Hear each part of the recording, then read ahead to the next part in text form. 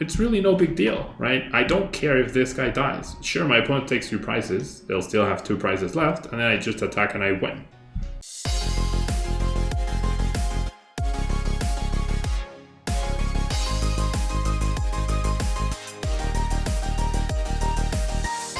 Table 1. Are you looking for sealed product and singles? You can find it all on Channel Fireball.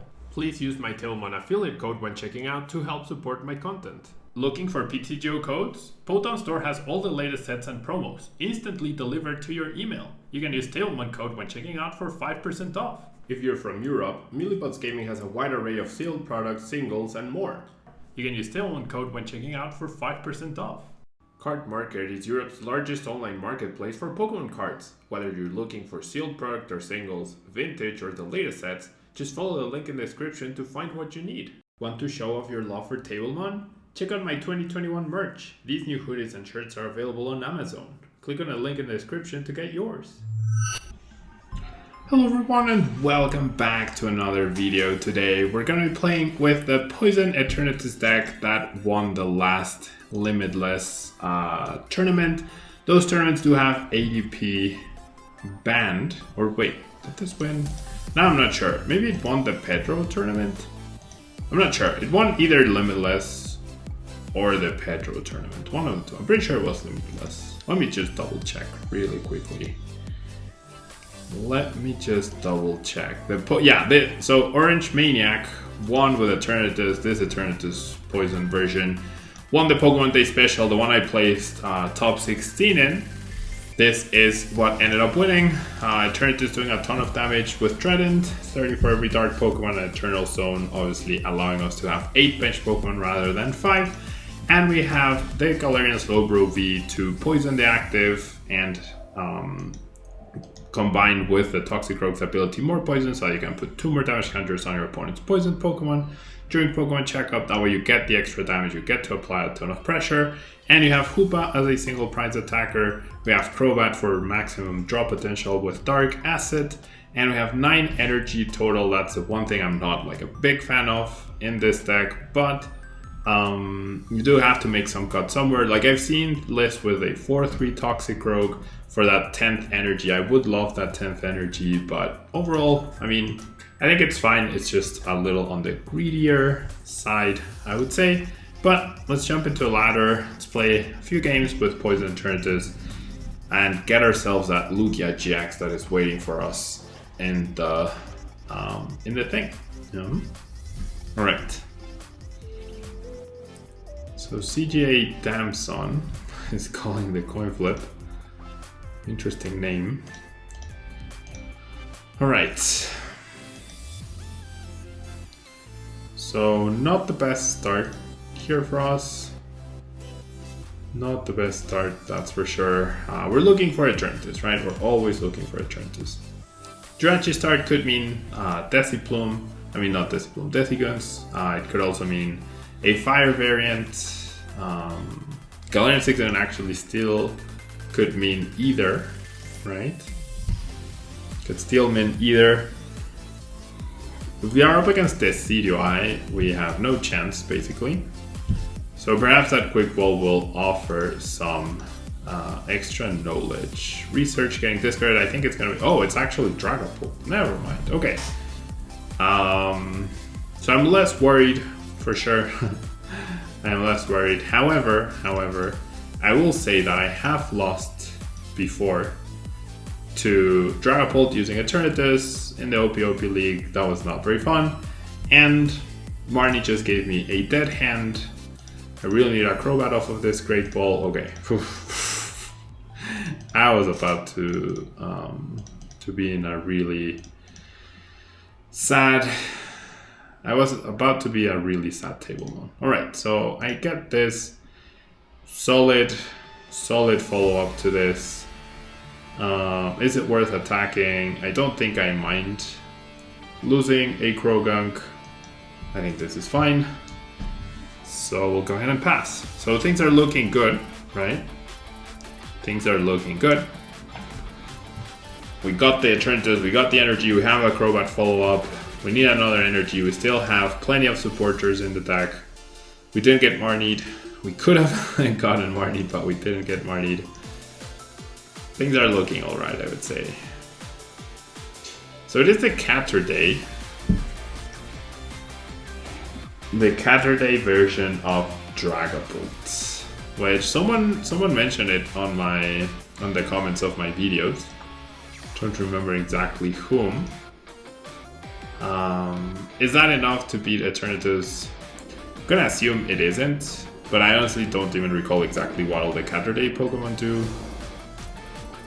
I know Esper gets to attack for free with the big damage on the bench, but not super scared about that at the moment.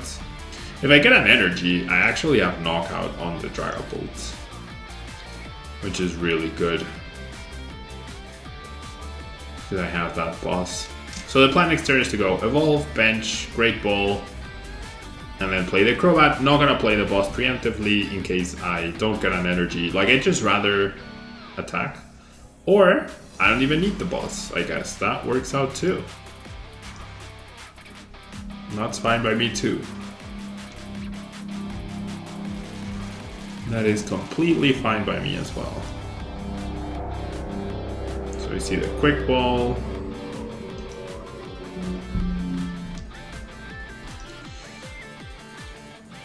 My opponent reset stamps my hand from 5 to 6. Meaning he wants to draw that extra card of the Crobat.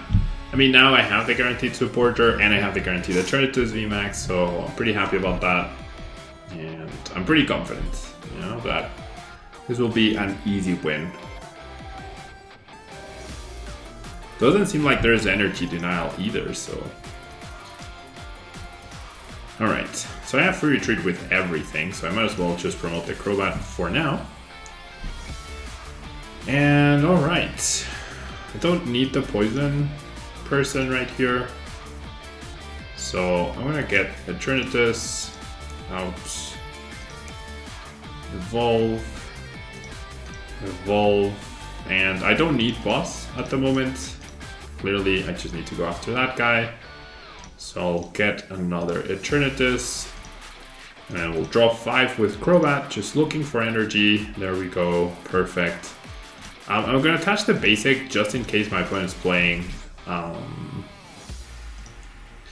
just in case my opponent is playing a Giratina to remove energy, right? And then here I'm just thinning. Now if my opponent evolves into a Dragapult VMAX, all I need is a boss to win. If he doesn't, then I just need 2 more turns to win. And looking solid so far, right? Maybe I should have just kept my hand at 1 with the research. Maybe that was a little unnecessary. So what we could see, right, is Esper doing 180 plus 90. That's still not enough to get a KO though.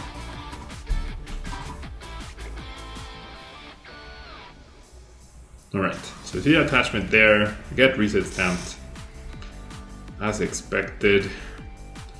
Get research off of stamp, that's nice. Gathering of cats, ignore all energy costs. Okay, and then we get Marnie. Nice combo right there, stamping into the Marnie. We get Crobat, so Marnie didn't kill me, which is nice. We do see the Fion. So, alright, I'm gonna promote this, and then Esper does 20 damage, right? So, 9 damage counters. First, yeah. Like 180 damage plus 90, that's just not enough.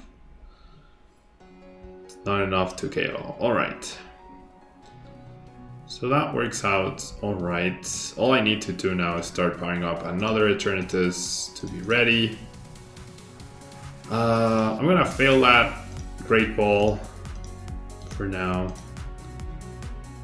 I'm gonna go ahead and play the switch. Yeah, just to maximize the draw and then maybe find a boss right here.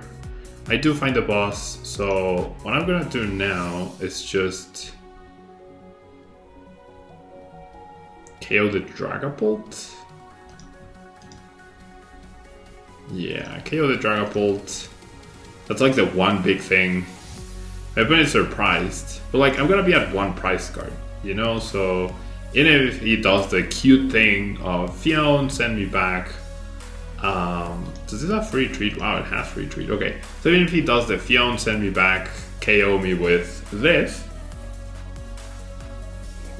that thing just dies to the poison plus 30 damage. So it doesn't really matter, honestly. It doesn't actually matter in the grand scheme of things.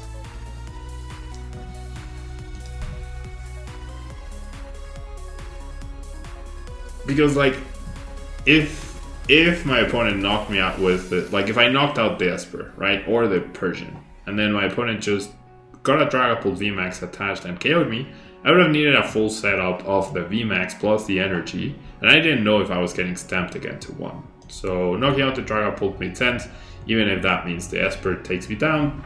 That doesn't matter, right? And I feel like that's something that a lot of people might do in this situation, like, oh no, kill the Caturday person so that they don't have free attacks. And it's like, so that my Eternatus doesn't die, right? Or has a less of a chance of dying. But it's like, it's really no big deal, right? I don't care if this guy dies. Sure, my opponent takes 3 prizes, they'll still have 2 prizes left, and then I just attack and I win. So I think a lot of people are very scared of their main Pokemon going down, but that's because they don't have a plan to win the game. Now I just win, right? Like, now I just win. Even my opponent, right? Even my opponent was like sent the surprise face that that I didn't KO the Persian, right? But it's like, I don't care. I have 1 prize card and you have a 60 HP dude in the active, right? I can just even KO with the Hoopa now. So it really, really doesn't matter. It's really no big deal, yeah? Oh, I lost my Eternatus. It did its job, it helped me achieve victory, yeah? In your plan to victory, you can always let a Pokemon go down. Let your opponent take 5 prizes. As long as you're getting the 6, that's all that matters. And I think that's something that not a lot of people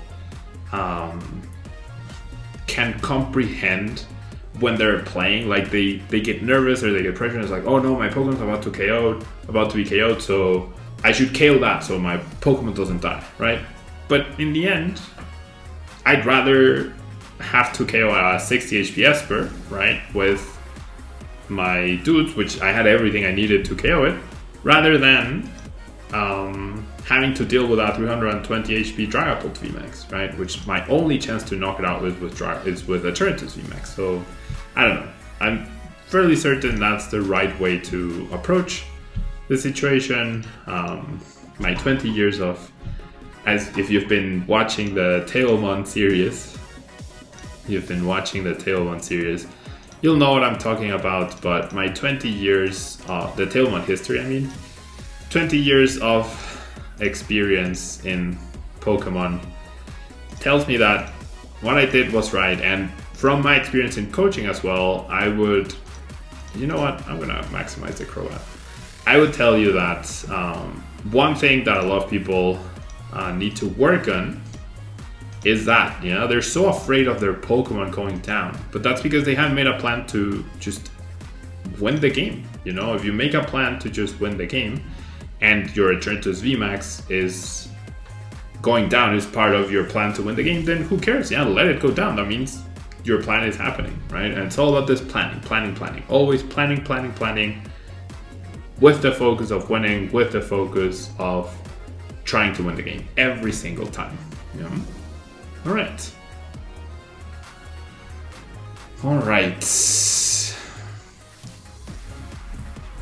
So we did poison. We have a beautiful hand for next turn. Not necessarily a guaranteed KO because I don't have a switch. I do need this Great Ball to get me a Crobat because I didn't get a Quick Ball or a Draw Supporter off of my 6-card Crobat. But we do have a chance at finding a Crobat with a Great Ball. If not, we'll just have to take a chill turn. We are up against Tempo's Heart, so that can be a tough matchup. Interesting that they grabbed Crobat instead of the Dene. So I'm gonna assume the Dene was priced.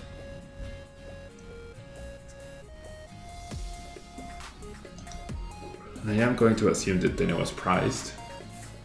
Okay. Wow, they just had the raw welder. So are they GXing here?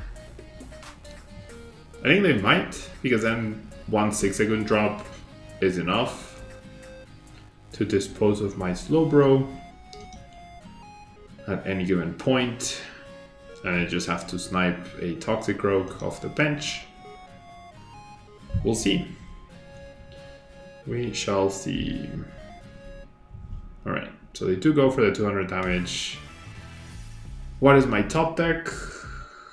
It's a boss. A fairly useless boss. Okay, so I'm gonna thin first with the capture, because I really want a Crobat off of this. And I do have 3 Crobats available. You know what? I'm gonna establish the Hoopa. Alright. Great Ball. Nope. Well, that's really bad news. That is, in fact, really, really bad news. Alright. Nothing I could do there. You know, nothing I could do there. So, part of me wanting to save or why I hesitated with the Pokemon was not only to search for Eternatus, but it would have been guaranteed Crobat. I expected to draw something, you know, like a Research, a Marnie, a Quick Ball, even another Pokemon. I drew the random Great Ball, and obviously that's never ideal. My opponent heals off the poison. And at 220 HP left, 1, 2, 3, 4, 5, 6. I don't KO the Charizard. I actually do not KO the Charizard next turn. So that's really bad. Now I'm definitely in trouble. Now I am most certainly in trouble. I mean, it all depends on what I top deck, but I'm already a turn behind, right? I could have been 3 prizes up already with a very underwhelming start for my opponent, but it's gonna be a tough spot to be in right here. At least I have knockout, right? What matters is ending the game in 3 turns. That's all that matters. The issue is if I have to find a boss to go after this Reshisard. Alright, puts a welder at the top.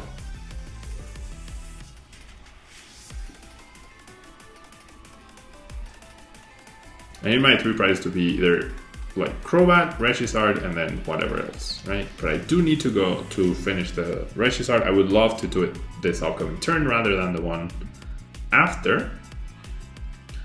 Oh, he chooses to retreat. I feel like he's gonna get heavily punished for that. I feel like he's going to get heavily punished for that. Or I hope. I hope I can heavily punish that. Well, now I need one of my 2 switching cards, 4 switches or 3 stadiums off of the next 2 cards. I do find the stadium, thankfully. Okay, this completely makes up for anything that I whiffed so far. I probably should have discarded this with the Giant Hearth, but that's okay. Like, I feel like my opponent did the worst possible play. I don't know. I think we're fine now. I think we're fine. Because this guy should survive, right?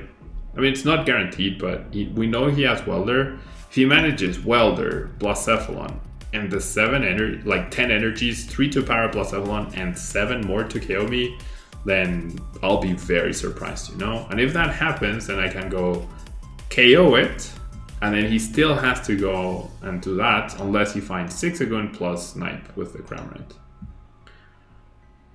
Alright, so he does find the stadium. He only weldered 1, which is nice. So now, if he goes Snipe the Toxicroak, and then put the damage on the Slowbro, then he'll be in an okay spot, right? Then he will be in an okay spot. So, best case scenario, he benches Oricordo. I wouldn't mind disposing of Oricorio.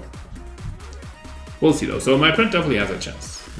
So my opponent definitely has a chance right here. We see the Jirachi getting benched.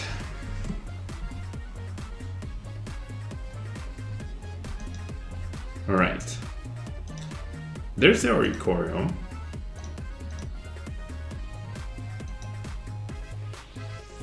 Yeah, my opponent's setting up quite nicely actually.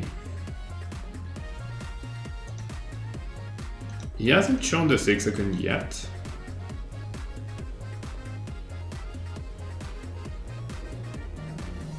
Alright. Goes for the spit shot, should go after the Toxic Rogue or the Hoopa. If I had double boss, he should actually go after, like, to prevent the double boss, if I went switch, boss, KO Jirachi, and then boss, KO Reshisard, that would be 6 prizes, right? And he wouldn't be able to beat me. However, I only have 1 boss, so that play is out of the question. So I feel like I just go boss KO Oricorio. Because I could Marnie, but then I think boss KO Oricorio makes sense.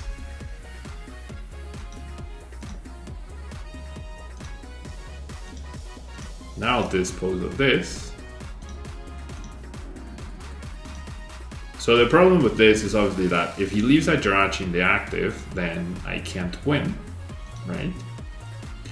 Unless I top deck boss, I can't win, but that's okay. Like, my next prize, if he leaves Jirachi active, my next prize could be the Hoopa on the Jirachi, and then I should be safe, because he can't welder and boss, unless he previously welders, but then I'm gonna go Marnie, I'm not taking a KO, so he can't recycle Oricorio. He'll be down to 4 cards, so we'll see. We shall see. I feel like my opponent's gonna be heavily punished for not KOing the Slowbro when he could have. Alright, because he saw me not play a supporter and not play a switch, so he knew that part about my hand, right? Okay, so there's the 2 prizes.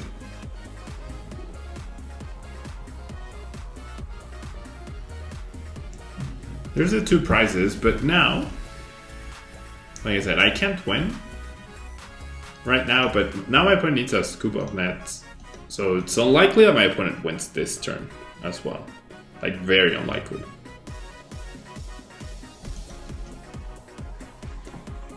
And if I just go Marty KO, that's gonna be great.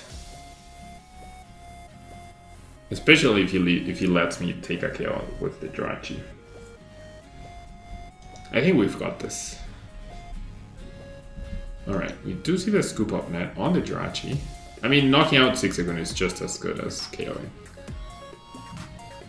Okay, so if he welders, then he'll definitely have a chance, right? But he'll have to pull boss plus 7 fires off of a 4 cards plus Marty.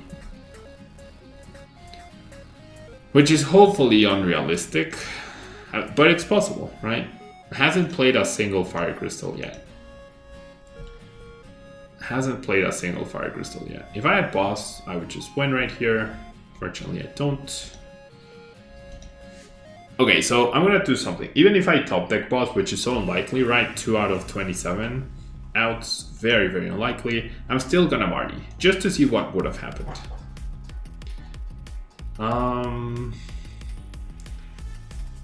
This is less ideal. This is definitely less ideal. My opponent might actually beat me here. Uh-oh, I think we're dead. I think my opponent drew what he needed and now we're dead.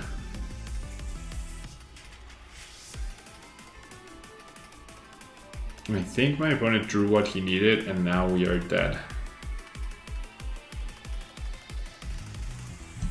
Because now all he needs is 2 Fire Crystals. That shouldn't be hard, right? That really shouldn't be hard. Yeah, now he's just thinning. 11 cards, 4 Fire Crystals available. Let's assume he discards 1, right? Yeah, he discards 1, he needs 2 and a fire.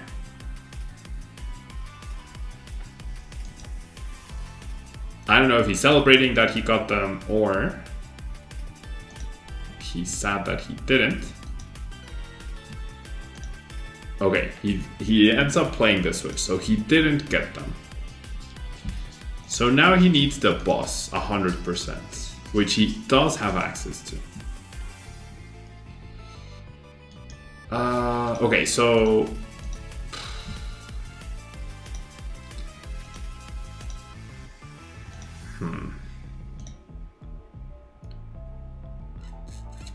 okay, I feel like my play is now to play defensively.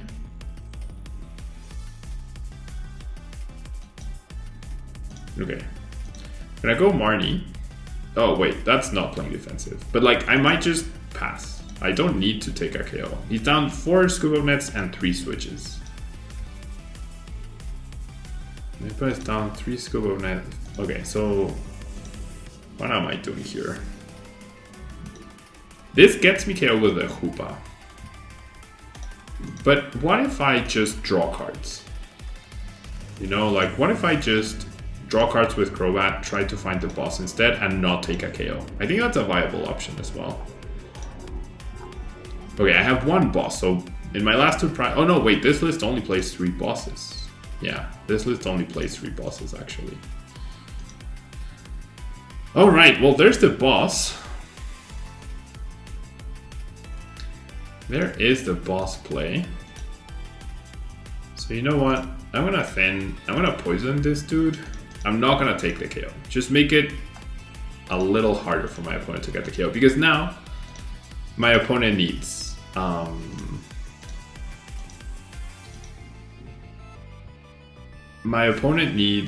switch plus boss plus 7 fires. So his hand would need to be boss, switch, fire crystal, fire. He's down all 4 giant hearts, so this stadium is for sure sticking around. So I just win next turn. So not taking a KO was right, because it forces an extra card, right? Forces an extra card. And that welder getting played means this is perfectly fine. That's game. Nice. So yes, I could have taken knockout with Hoopa, right? But then it doesn't change the fact that my opponent needs boss, right? But now it's boss plus switch plus everything else, instead of just it's one less, it's one more card that they need, right? It's generally one more card that they need, and making it hard for your opponent to win is playing to win, right? Having this plan to win. My opponent he played really well. He did what he needed off of the Dedenne, and he just didn't get the right combination of cards off of it. And that's the standard format, right? You play to your outs, you hit them, you'll probably end up winning. You whiff, then you're probably in a bad situation. So yeah, pretty cool list, pretty solid. Definitely a contender for online tournaments and the upcoming Players Cup 3 Phase 2, which I am still deciding what deck to play for that. That will be all from me. Thanks so much for tuning in. Don't forget to do a like, really helps out the channel. Leave a comment and subscribe if you want to have a chance at winning the daily Poton Store code, the double daily Poton Store code gifted on my channel, and I will see you next time.